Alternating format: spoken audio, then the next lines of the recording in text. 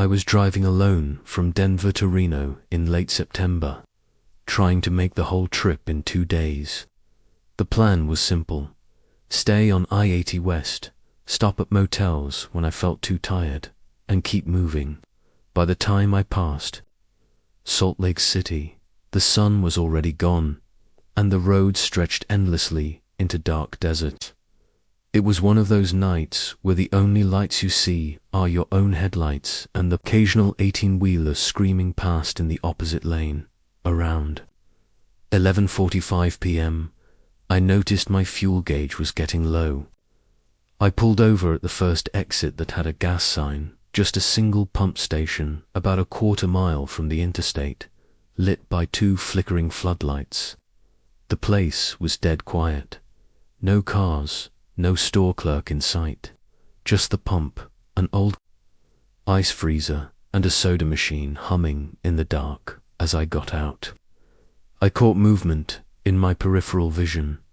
A tall man in a faded army jacket standing by the soda machine. I didn't hear him walk up. He wasn't getting a drink, just standing there. I gave him a quick nod and started fueling. "Travelin' far?" he asked, his voice low but carrying in the still air. Yeah, just passing through," I replied, trying to sound casual. "You should take the service road west instead of the highway," he said, tilting his head slightly. "No cops out there, faster." It was such a weird thing to say to a stranger at midnight in the middle of nowhere. I forced a polite smile. "I'll stick to the main road, thanks." When the pump clicked, I hung it up and got back into my car. But before I could close the door, the man took 2 slow steps toward me. "You sure about that? Lotta accidents on I-80 at night." His eyes didn't blink.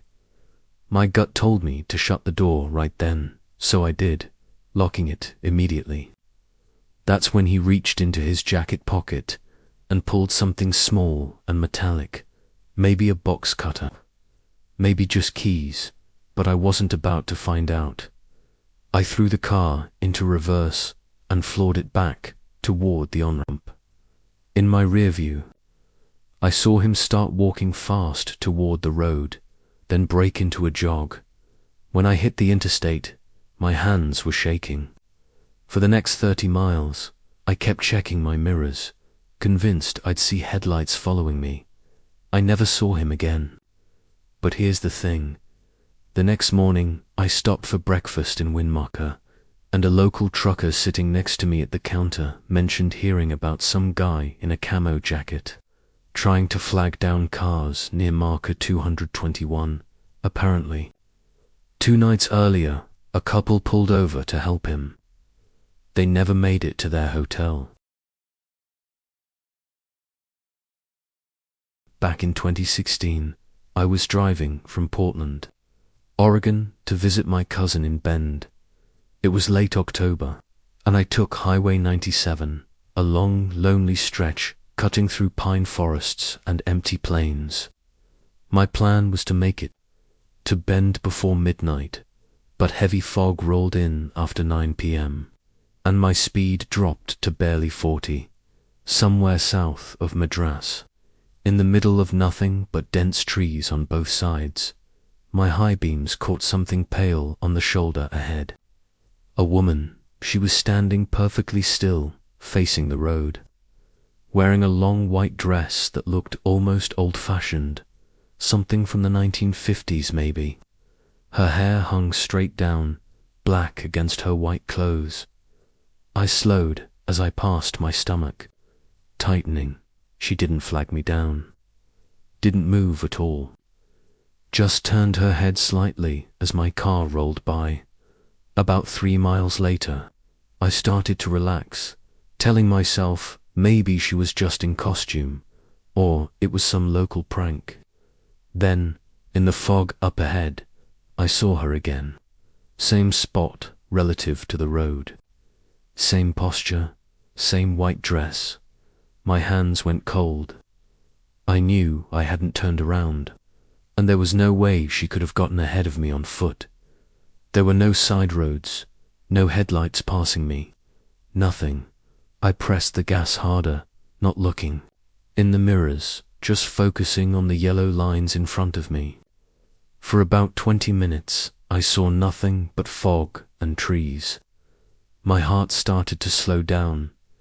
Then my headlights swept over her again, this time standing dead center in my lane, about 50 feet ahead. I swerved hard into the opposite lane, my tires screaming, barely missing her. In the split second I passed, her face wasn't right. The eyes were too far apart, the mouth too wide, like a photograph stretched wrong. When I looked in my rear view, the road behind me was empty. I didn't see her again that night, but when I told my cousin about it, she went pale.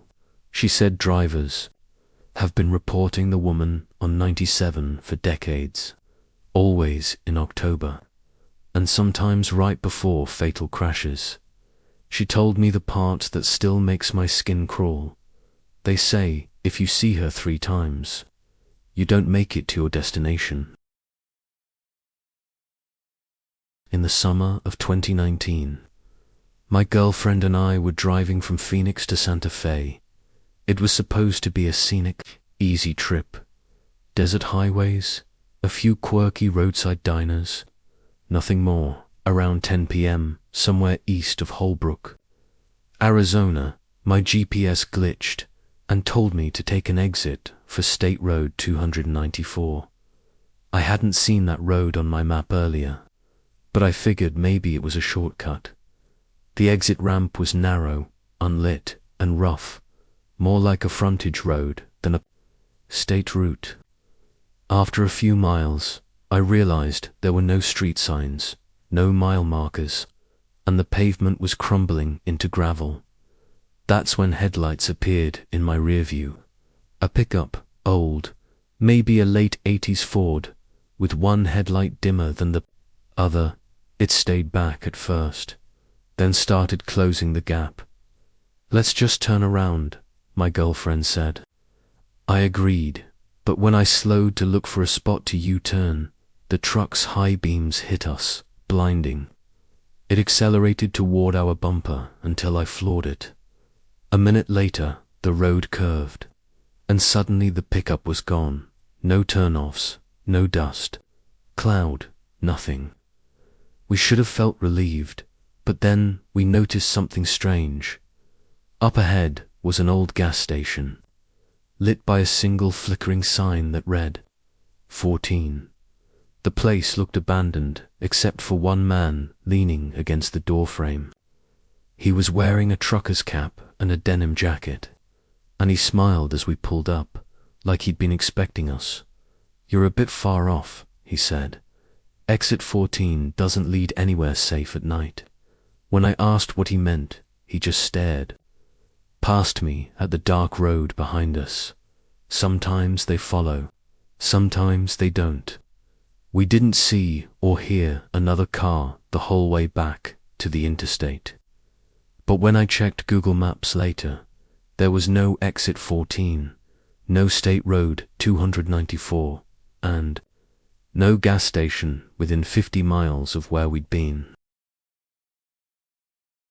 Before nowhere. It was August of 2014, and I was driving from St. Louis to a friend's ranch in rural Wyoming. By the time I crossed into Nebraska, it was after midnight, and I'd been driving for nearly 11 hours. I was starving, running on nothing but gas station coffee, when I spotted a faded neon sign ahead. Miller's Diner, open 24 hours. The place sat alone at the junction of 2 highways. The parking lot was half dirt, half crumbling asphalt, with a single semi parked at the far end.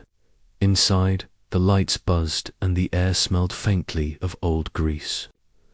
There was only one other customer, a man in his 40s, wearing a trucker cap pulled low, sitting at the counter with his back to me. I slid into a booth near the window. The waitress, thin and tired looking, poured me coffee without asking. As I ordered a burger, I noticed her eyes flick nervously toward the man at the counter. About 10 minutes later, the guy stood up, dropped a few crumpled bills on the counter, and left. Or so I thought. Through the dusty glass, I saw him walk too. A dark green SUV opened the back and rummage around. Then he just stayed there, leaning against the car, smoking dot when my food came. The waitress leaned down and whispered, "You driving far tonight?" "Yeah, up toward Casper," I said. Her face tightened. "When you leave, don't go straight. Take the back road behind the diner, loops to the highway in 5 miles. Just trust me." I nodded, unsettled. When I finished eating, I paid cash and stepped outside into the muggy night air. The SUV was gone. Relieved, I took the back road like she said. 5 miles later, it reappeared. Headlights in my mirror, no mistake. Same cracked left blinker cover. Same faint rattle from the rear. I pushed the speed up to 75, but so did he. When I slowed for a curve, he closed in, high beams flashing. There was no cell signal, no other traffic, just endless cornfields and the hum of my engine. After 10 minutes of this, I spotted a small sheriff's substation ahead, just a squat brick building with a cruiser parked outside. I didn't even think, I just pulled in and laid on the horn. The SUV slowed, then turned sharply onto a dirt road and vanished into the night inside. The deputy listened quietly, then told me something that still chills me, that diner's been closed for 3 years, and we've had more than a few travelers report a green SUV tailing them out of that lot.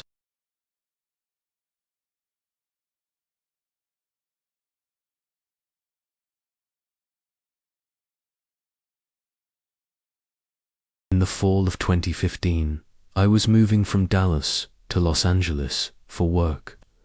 My plan was simple: 2 long days of driving, 1 night in a cheap motel somewhere in New Mexico. By late afternoon, I'd been cruising through the desert for hours without seeing another car. The GPS showed a small town ahead called Red Hollow, which supposedly had gas and a diner. The exit ramp was cracked and half covered in sand, but I took it anyway. My fuel gauge was nearly empty. The town looked like something from the 1960s. Faded billboards, a single row of squat brick buildings, and an old Texaco sign swaying. In the wind, the only movement came from a tall man in a sun-bleached sheriff's uniform, leaning against a post outside the gas station. "Need to fill up?" he asked with a polite smile. I nodded. As I pumped gas, I realized every window in town was dark, and there were no other people. Not one. The sheriff noticed me looking. "Folks here keep to themselves," he said. "Best to get your gas and keep driving." When I went inside to pay, the place was completely silent. No register hum, no radio, nothing. The air smelled faintly of dust and something metallic. I stepped back outside and froze. My car door was open, even though I'd locked it. The sheriff was gone. So was my wallet from the passenger seat. Then I saw him again, 50 feet down the road, walking toward the diner. I shouted, but he didn't turn. Instead, every door along the street creaked open at once.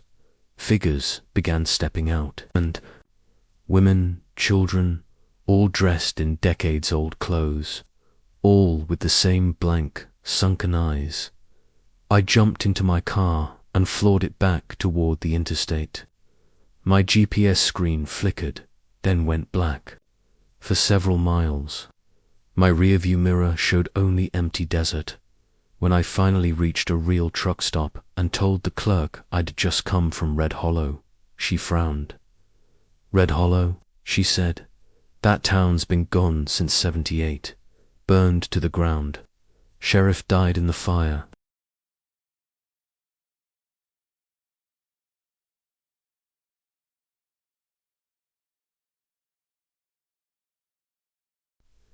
Five, Whisper Pines. In the summer of 2017, I was taking a week off to explore the Pacific Northwest.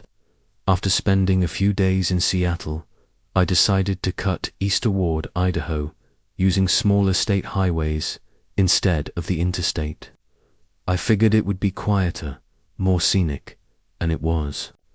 At first, around dusk, I entered a stretch of forest locals call Whisper Pines. The trees here were massive, so close to the road that their branches seemed to knit together overhead. Even in daylight, it would have been dim. Now, with the sun nearly gone, it felt like driving into a tunnel. I'd gone maybe 5 miles when my radio began crackling, not just static, but faint whispers. I thought it was picking up some local station, but the voices didn't sound like any broadcast. They were too close to present, like someone was sitting in the back seat murmuring. Then, from the corner of my eye, I saw movement along the tree line, dark shapes pacing my car, keeping perfect speed with me. I glanced fully to my right. Nothing there, just dense pines.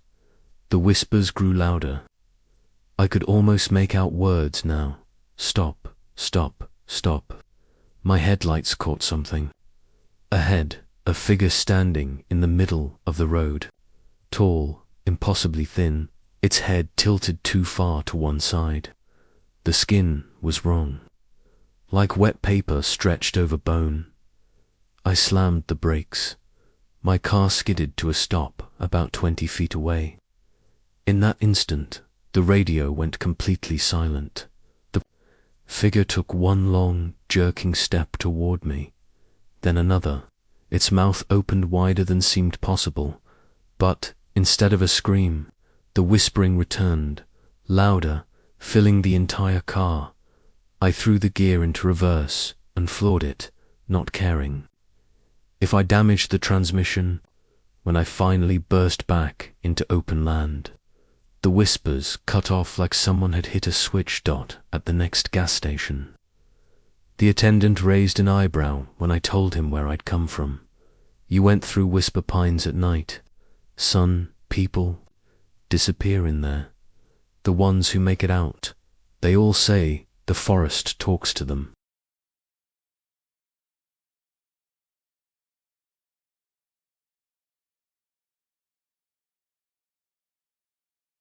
In October 2020, I was driving through West Virginia on my way to visit family in Virginia.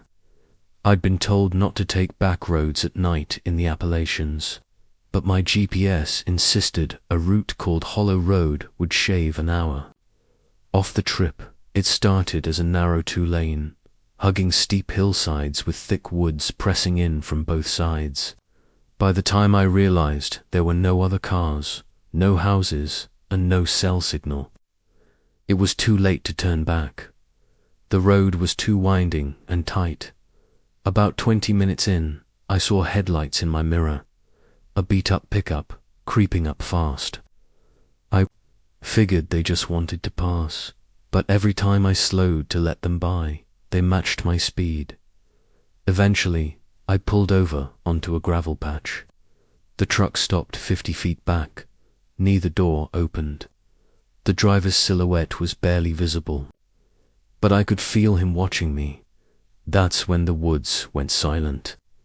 No crickets, no wind, nothing. Just dead air in my peripheral vision. I caught movement between the trees.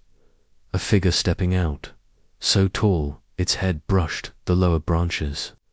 It was impossibly thin, with limbs too long, its outline flickering like bad video. The driver of the truck got out, but instead of approaching me, he faced the thing in the trees and shouted something I didn't understand. Maybe not even English. The figure tilted its head toward him, then toward me.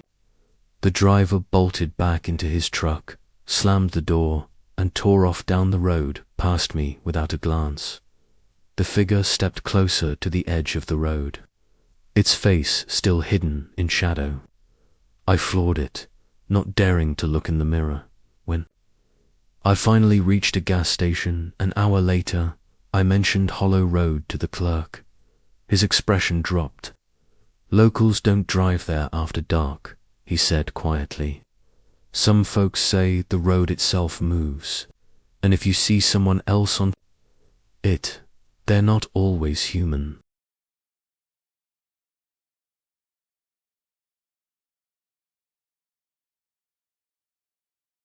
In June of 2018, my friend Kyle and I decided to take a week off and camp through northern Michigan. We loaded up his old Chevy Blazer with tents, fishing gear, and way too much beer, planning to spend each night at a different state campground. By the fourth night, we were deep in Hiawatha National Forest. The campground we found was practically empty, just one other site occupied by an old RV parked under the trees. The sun was setting as we set up our tent, the lake behind us glowing orange. After dinner, we heard faint music coming from the RV, some old country song, scratchy and distorted, like it was playing from a warped cassette. We laughed it off and kept drinking. Around midnight, we turned in. I woke up a few hours later to what I thought were footsteps circling our tent. Slow, deliberate. I figured it was Kyle getting up to pee, but then I heard him snoring next to me. The steps stopped. Then the zipper on our tent door twitched, just a little, like someone testing it. "Kyle," I whispered, "someone's outside." He sat up, listening. The music from the RV was gone. Then we heard it, a man's voice, low, muttering something we couldn't make out, and another voice higher pitched, maybe a woman's, answering. They were just feet away, moving slowly around our tent. Kyle grabbed the hatchet we'd used for firewood and unzipped the back flap. We slipped out silently and started moving toward the blazer. That's when we saw the RV door wide open. Two figures stood just inside, silhouettes against the dim interior light. Both of them were holding something long and metallic. We didn't wait to see what it was. We jumped in the blazer and tore out of the campground, the gravel spraying behind us. In the rear view, the RV's headlights flared to life, and the engine roared. They followed us for almost 20 miles down the forest road, never getting too close but never dropping back. Finally, a logging truck came from the opposite direction, and the RV turned off into the trees. When we reported it to the sheriff the next morning, he just sighed. "This isn't the first time. We've had people vanish from those campgrounds for years, but we've never found the RV." In May of 2011, I was driving from Minneapolis to Boise for a work relocation. I left before dawn, planning to make the whole trip in 2 long days. By the time I crossed into Montana, it was late afternoon and my eyes were heavy. I spotted a sign for a rest area, a small one, just off the interstate, surrounded by pine trees. When I pulled in, there were only 2 other vehicles, a white panel van with no windows and an older silver sedan. The van was parked far in the corner, backed against the tree line. I went inside to splash water on my face.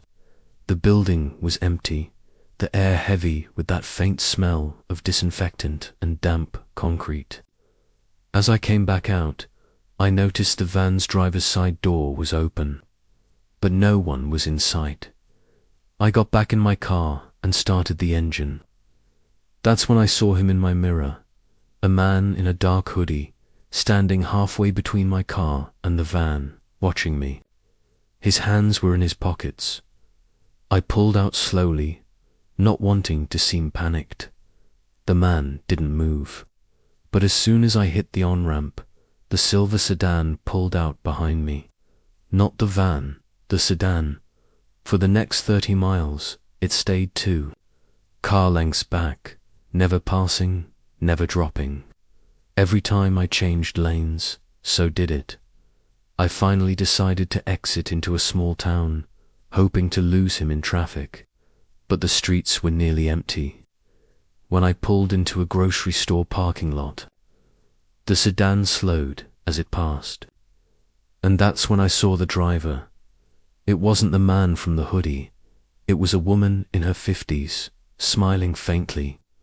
In the passenger seat, barely visible through the tinted glass, was the man from the rest area.